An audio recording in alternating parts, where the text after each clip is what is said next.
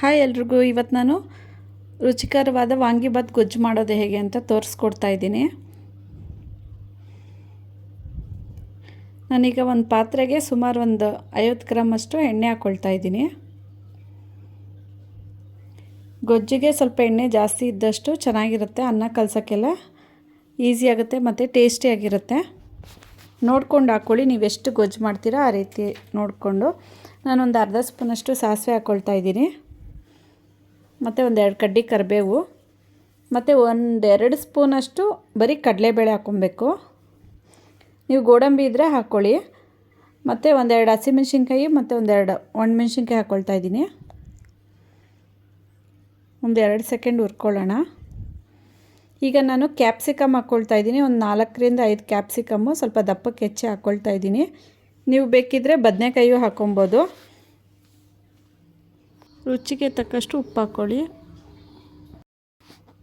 ಒಂದು 2 ನಿಮಿಷ ಹುರಿದ್ಬಿಟ್ಟು ನಾನು ಹುಣಸೆ ಹುಳಿ ನೆನೆಯಾಕೆ ಇಟ್ಕೊಂಡಿದ್ದೆ, ಅದನ್ನು ಸೋಸ್ಕೊಳ್ತಾ ಇದ್ದೀನಿ.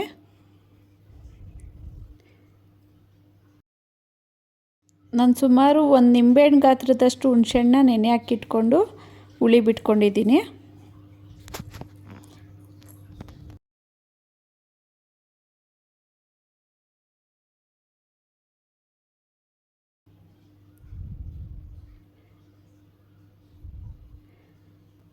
ನೋಡಿ, 1 ಸ್ಪೂನಷ್ಟು ಬೆಲ್ಲನ ಪುಡಿ ಮಾಡಿ ಹಾಕ್ಕೊಳ್ತಾ ಇದ್ದೀನಿ.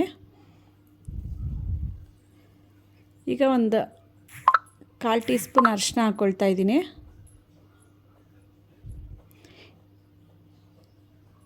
ಚೆನ್ನಾಗಿ ಹುರ್ಕೊಬೇಕು. ನೋಡಿ, ಎಣ್ಣೆ ಎಲ್ಲ ಬಿಟ್ಕೊಬೇಕು. ನೋಡಿ, ಈ ಥರ ಎಣ್ಣೆ ಎಲ್ಲ ಬಿಟ್ಕೊಳ್ಳೋವರೆಗೂ ನಾವು ಬೇಯಿಸ್ಕೊಬೇಕು.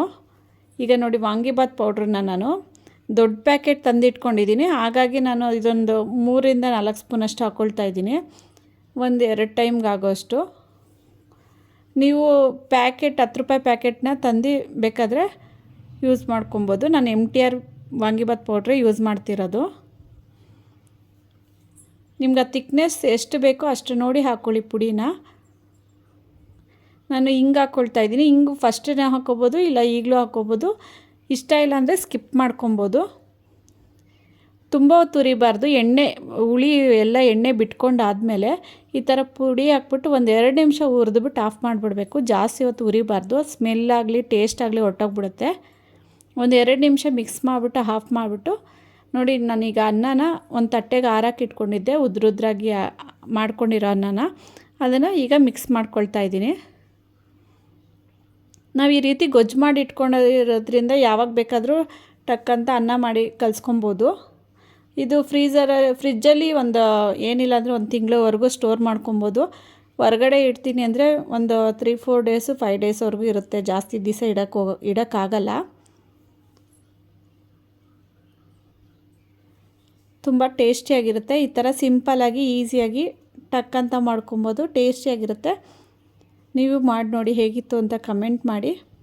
ಈ ರೆಸಿಪಿ ಇಷ್ಟ ಆಗಿದರೆ ಲೈಕ್ ಮಾಡಿ, ಶೇರ್ ಮಾಡಿ, ಸಬ್ಸ್ಕ್ರೈಬ್ ಮಾಡಿ, ಪಕ್ಕದಲ್ಲಿರೋ ಬೆಲ್ ಬಟನ್ನ ಪ್ರೆಸ್ ಮಾಡಿ. ನಾನು ಹಾಕೋ ನೆಕ್ಸ್ಟ್ ವಿಡಿಯೋ ನಿಮಗೆ ಬಂದು ತಲುಪುತ್ತೆ. ಇನ್ನೂ ಸಬ್ಸ್ಕ್ರೈಬ್ ಆಗಿಲ್ಲ ಅಂದರೆ ಸಬ್ಸ್ಕ್ರೈಬ್ ಮಾಡಿ.